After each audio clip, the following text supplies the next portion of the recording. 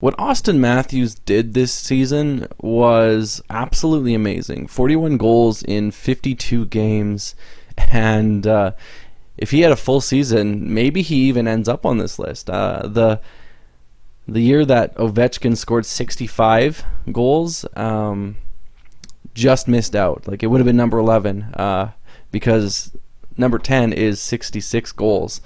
But yeah, this is the top 10 single season goal scorers, the players who have scored the most goals in a single NHL regular season. And also, I'm only counting their best, the season where they scored the most goals, because if we counted all the seasons, then we'd have a whole bunch of a few of these players, and they would just take up the whole list. There's 3 of them that would pretty much take up the whole list, and so we're just gonna have their best season, and so we have 10 different players on this list. So the 10 players who have had the best goal scoring seasons, and yeah, maybe Matthews would have made it on here. Would have been great to see. I think that would have been really cool. But these guys are firing at close to a goal per game average. Some of them are a goal per game average, and so yeah, it's pretty amazing. So we're going to go through them. At number 10, we have the best mustache in NHL history, and a very good player in NHL history as well, McDonald. Scored 66 goals in the 82-83 season. The first season, I believe, I believe it's the first season that he played for Calgary. So started very well there and ended, of course, very, very well there. The beginning of his career in Calgary and the end of his career in Calgary were great, great, great years for him. And so, yeah, 98 points, though. That's very much the lowest, I believe, that we'll see here. I think he's the only one who has this many goals and hasn't cracked 100 points that's on this list. So there is that, but still an amazing season. Great goal scoring season for McDonald, and yeah, good stuff. Number 9, we have someone that I feel like I expected to be a lot higher on this list, but consistency is key. He did this and near it quite a bit, and that's Mike Bossy. 69 goals in 78-79 before the Islanders started winning all their Stanley Cups. He had his best goal-scoring year. Young Mike Bossy. I'm not sure how old he was here, but this was at the younger end of his career for sure. It wasn't his rookie season, but it might have been pretty close. But yeah, 78-79, scores 69 goals, 126 points, and that's good enough for 9th place, and good on him. Amazing player. I would say, in terms of goal scoring, I would say he is actually the greatest of all time.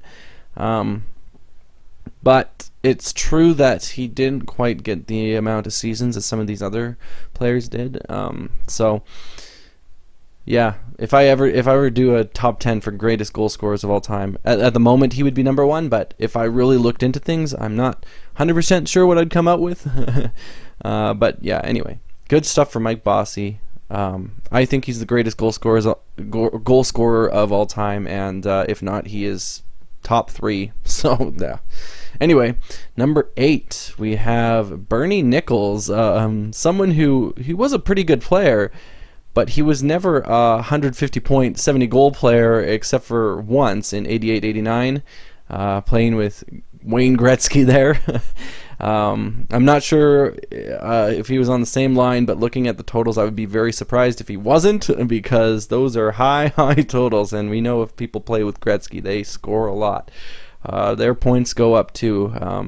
But Bernie Nichols was a pretty good player otherwise. Never this quite this caliber any time else, but you know, he was a point per game player, and even if he didn't have, even if say this season was, you know, he only got 100 points, he'd still be a point per game player. And so good career, and yeah, good stuff. Number 7, Yari Curry, 84-85. He got 71 goals in 73 games, and of course he was famously the one who played with Gretzky on the line with Gretzky, and that definitely helped. But 71 goals in 73 games, if we saw that nowadays, like, that would be unbelievable. That would be unbelievable. And so, yeah, that is unreal. Good job for Jari Kurri there in that Oilers dynasty. The year after they won their, what is it? 81, 82, 83. Yeah, so this is the year right after they won their first Stanley Cup. And so, good stuff for Jari Kurri. And, yeah.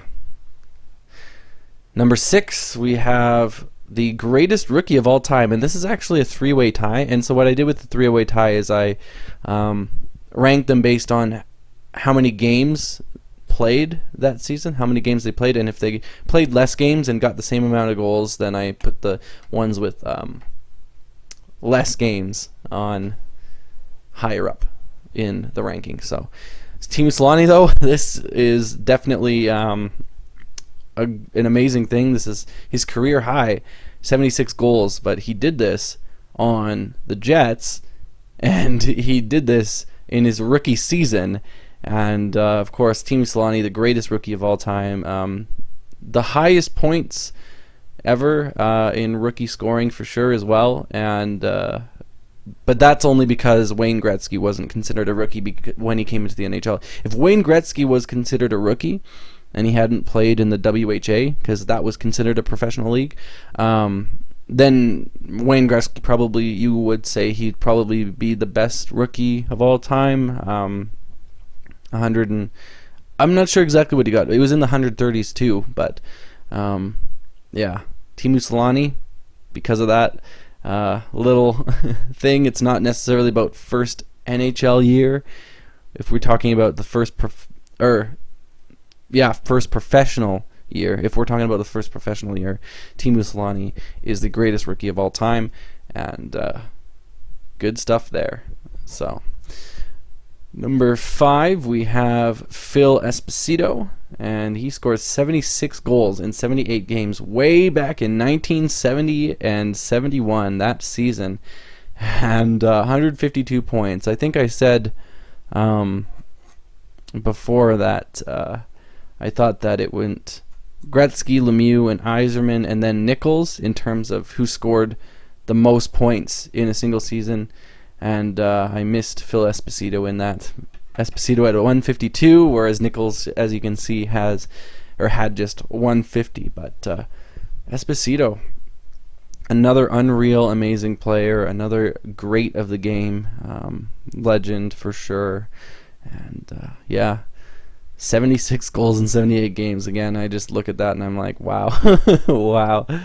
All right, number 4, we have Alexander McGinn, very, very underrated player, I think. He doesn't get talked about quite as much, and he was still an amazing player, especially in the 92-93 season, scoring 76 goals in 77 games. Unbelievable, I think. And McGinn would go on to have actually not a bad career. He did end up winning as well. He was a cup winner from when he played in New Jersey on their 2000, the turn of the millennium year Stanley Cup. I think that, I don't know if they call it turn of the millennium, but the first cup of the millennium, the new millennium, the first cup of the 2000s, Alexander McGinn, he was a part of that. So good on him. And yeah. At number 3, we have Mario Lemieux. Of course, you expected him up here. 85 goals in 76 games. This is his famous 199-point season in 88-89. Of course, you expect him on this list. 85 goals is the number that he got, and man, you just think one more point, like 76 games. I'm not sure what kept him from playing all.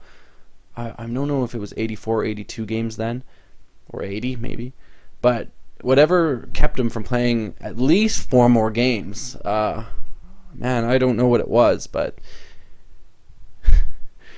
we still say nowadays that Gretzky is the only player to ever hit 200 points, and I know a lot of us realize, okay, well, Mario got 199 and he missed a few games, but still, like, if he had only played one more, I am sure he would have gotten a point. And man, it's just like, wow.